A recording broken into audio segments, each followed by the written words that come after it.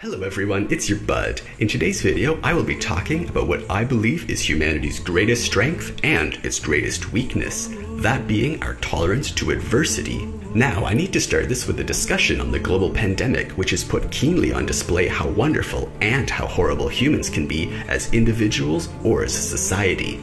I will be discussing many other ways and many other aspects of our lives in which we strive for or display tolerance to adversity, whether for good or ill, including individuals, society, relationships, global warming, leadership, and even love.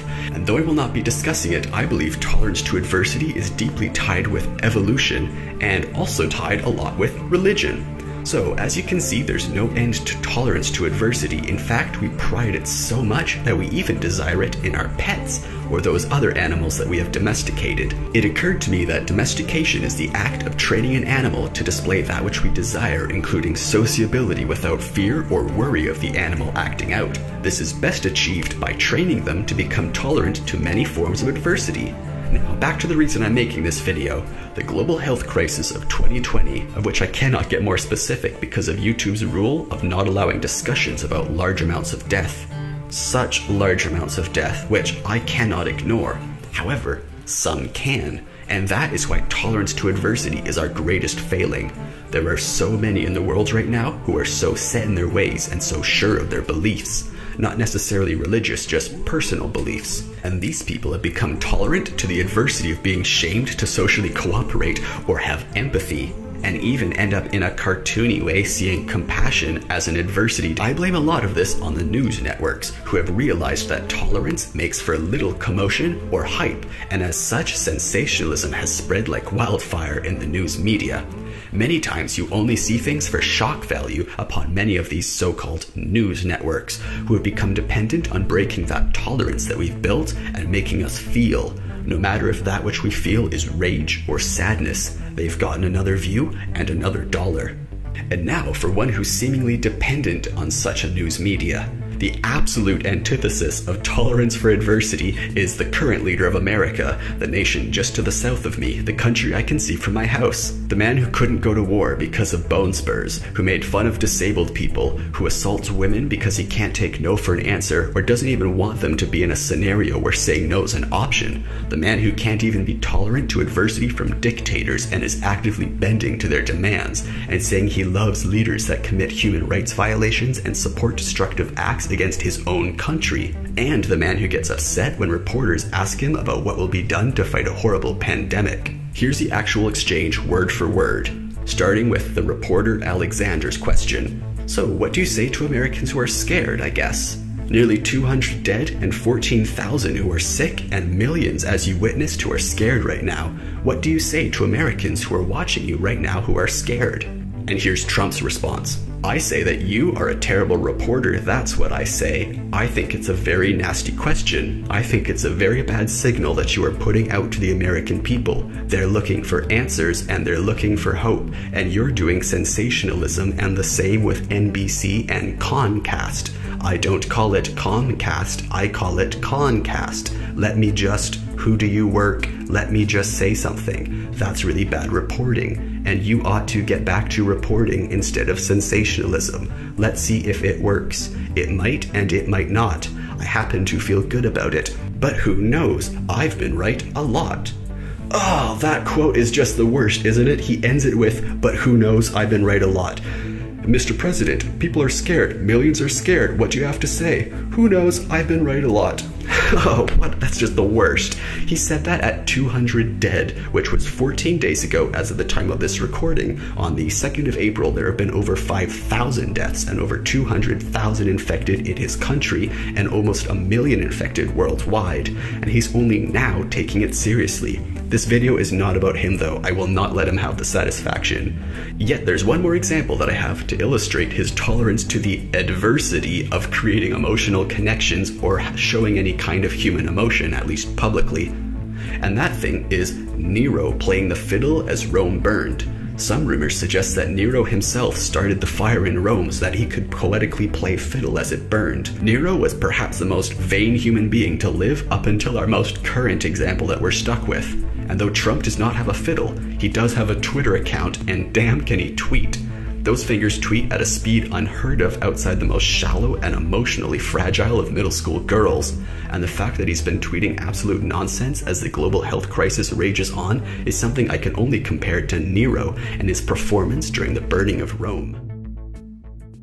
Now, back to something actually inspiring. Despite the numerous absolute scum that are literally causing more death with their negligence or active intolerance towards compassion, while yes, there are those who have learned to tolerate the misery in this world without trying to change it, only worried about themselves, there are yet many others in this health crisis that have shown us at our best. It really felt like we were almost going to have World War III at the beginning of this year, and now I feel closer to the rest of humanity than ever before. This virus doesn't care about age, religion, politics, wealth, or nations. It infects without prejudice, and therefore defeating it requires humanity to treat all infected without prejudice, as any one of us could be the next infected.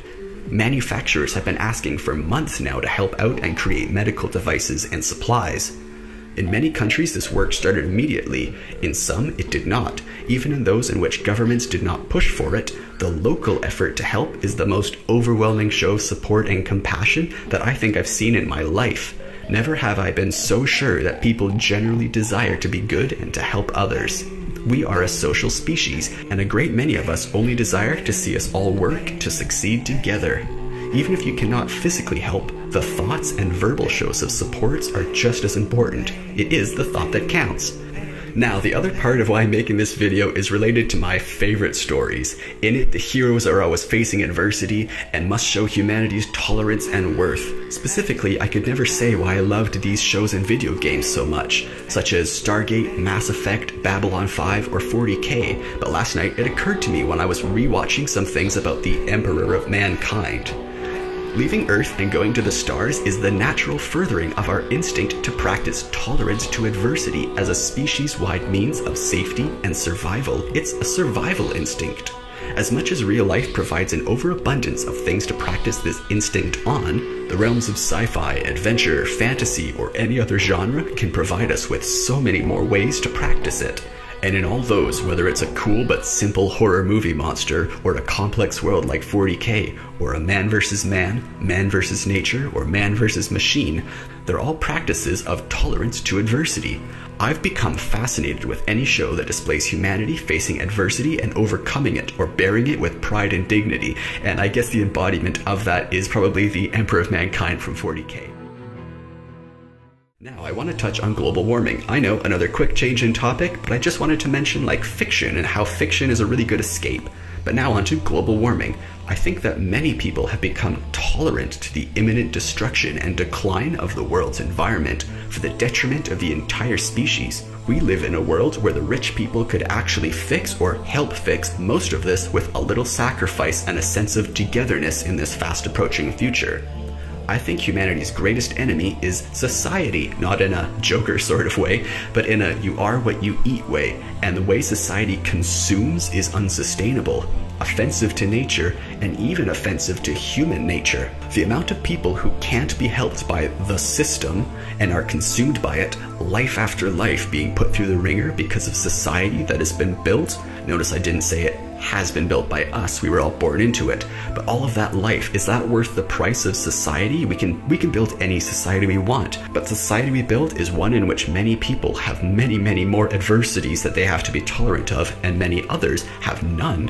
But right now, we have a choice to completely change things, and as much as the system and all those who have built it have been completely tolerant and now feel unassociated with their suffering and struggles, such as, I don't know, the cruise ship industry, the airline industry, all of these things. Not necessarily the workers, but just the business side of it, the ones who sit and just oh, we're gonna make more money, we're gonna potentially destroy just for profit. Despite all of them, there are those who will then learn to become tolerant to that adversity that these fat cat businessmen keep actively creating. The masses will become tolerant to that adversity.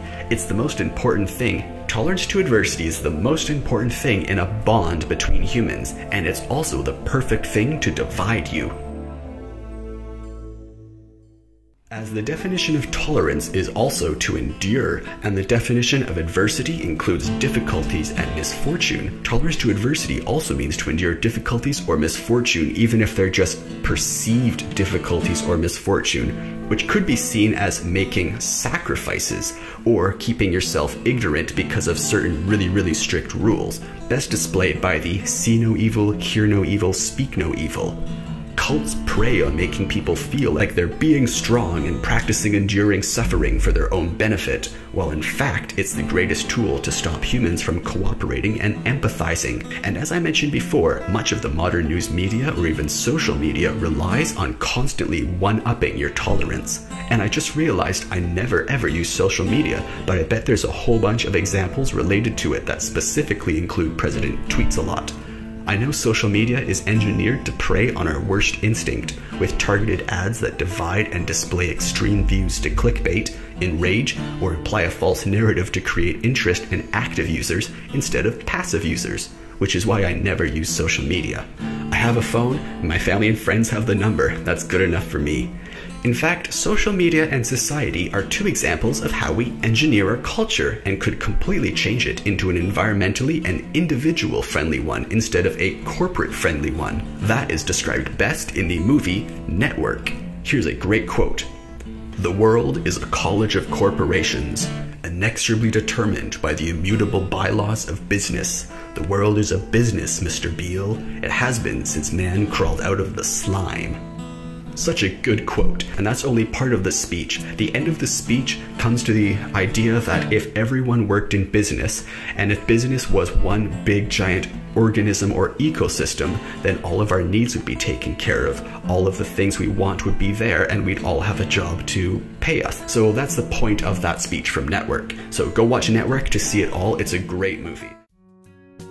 As of 2020, we have an opportunity to make businesses work for us and not have us work for businesses. With the amount of people stuck at home right now learning new skills, there could be a huge shift from people working in businesses to people becoming entrepreneurs. Now, another good thing is the countless shows of support from around the globe of sending medical supplies from country to country, as hotspots appear in nations and then appear more severely in others. When one dies down, that country sends supplies to the next hardest hit, and so on. Now, I just wanted to say that point to describe the networking of humanity and to describe that the only thing that stands between us as humans are the things we build ourselves, the nations and rules and all of these things that we must tolerate. Now, I'm just going to do a quick aside, something that's personal to me, but will wrap around to the topic at hand. I'm disabled, and to me, resilience applied to health, patience, and happiness are the most important things in life.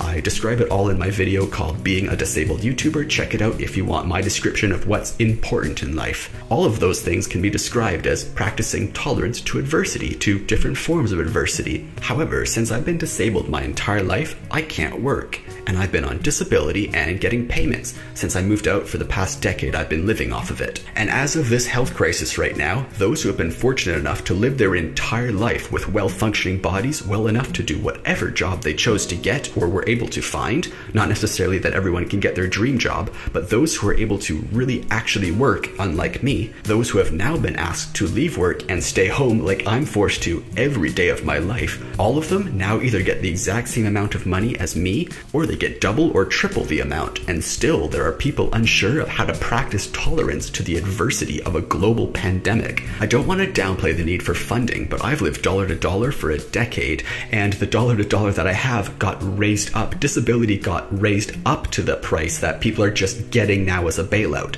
So people that have been able to work and make money are now getting the same amount of money that I get every single month, which, again, I don't want to downplay the funding and the need for funding, but I have lived dollar to dollar for a decade and have been forced to face that daily, which I think has made me a better person and at least more keenly aware of what holds true value in life.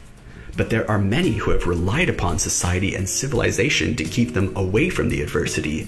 I'm also one of them, as I rely upon other people's tax payments for my disability payment, of which I've seen many people angry online that they have to pay taxes to give people like me money, you know, oh, you're a freeloader off disability, but then no one complains about free healthcare. I think if universal wages were implemented, that the world would be much better. People could become entrepreneurs and they'd have much more freedom. Canada's healthcare is the reason I'm here. When I had brain surgery or any of my other surgeries I've had over my life, my parents didn't have to sell their home to pay for it. And I think universal wages would have just as positive a benefit to people as universal healthcare has had to me. Now that was a tangent, and I bet I lost a lot of viewers by mentioning personal stuff, but I haven't had money for medicine for weeks now, and all my thoughts are jumbled up, and all these things I believe still relate to tolerating adversity. Writing a script helps, but my thoughts are not nearly as clear as they would be with medicine. And on that topic, let's do another quick aside and talk about alcohol and drugs. Tolerance is the word used for how little or how much it affects you, and expanding your horizons or perception makes you aware of more things to practice tolerance to adversity towards. Only your subconscious knows exactly what you find adverse and what you are unable to tolerate. So that was just a quick mention of perception altering as tolerance to adversity. Now to something completely unrelated. When I was younger, and even to this day, people in embarrassing situations makes me so uncomfortable.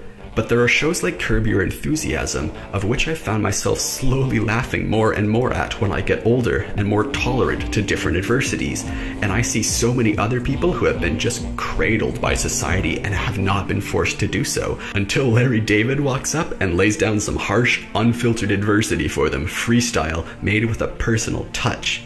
There's something so satisfying about it, which is kind of why Bernie versus Trump is so interesting to me. And Biden's just too old to remember what to be tolerant of or what the youth are actually adverse to. On the other hand, Trump supporters seem to be so thick-skinned that a pandemic is actually an adversity they believe they can just tolerate and not actively fight. Again, in my video about disability, titled Being a Disabled YouTuber, I mentioned how happiness must be actively pursued and something that you should not just wait to have happen to you.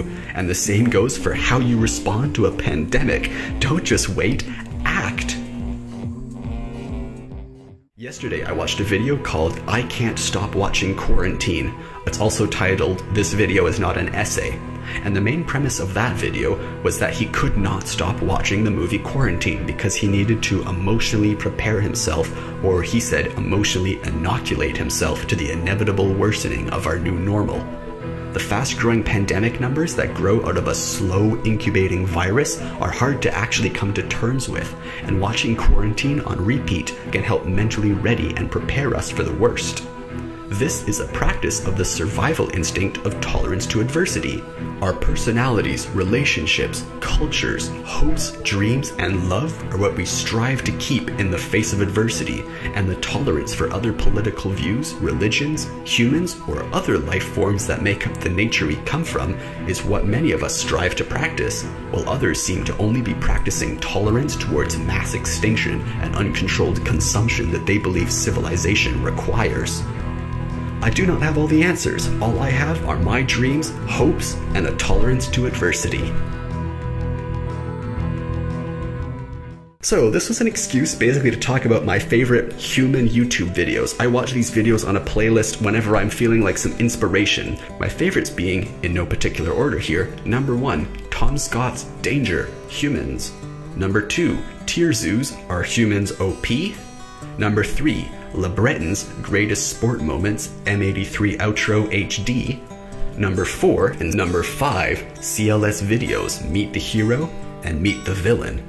And then number 6, certifiably in games, System Alliance, Cultural Index, in which the humans of Mass Effect are described in a very concise manner, detailing human variety and how other aliens would view our species. It's an outside look of humans. And of course, the most important of all, the pinnacle of how to make a Who Are Humans video. The golden record and its recordings placed upon Voyager before its journey out of the solar system. The recordings put on it being chosen by a committee chaired by Carl Sagan, and perhaps the most poignant description of humanity and our tolerance to adversity. We put all we are upon a record and threw it to the farthest reaches of space, with only the desire for greater tolerance to yet greater adversities and challenges. Remember, adversity means a challenge to be tackled, not defined by good or ill, but a challenge to be overcome. That is why we have come so far, and that is why we will continue, ever forwards.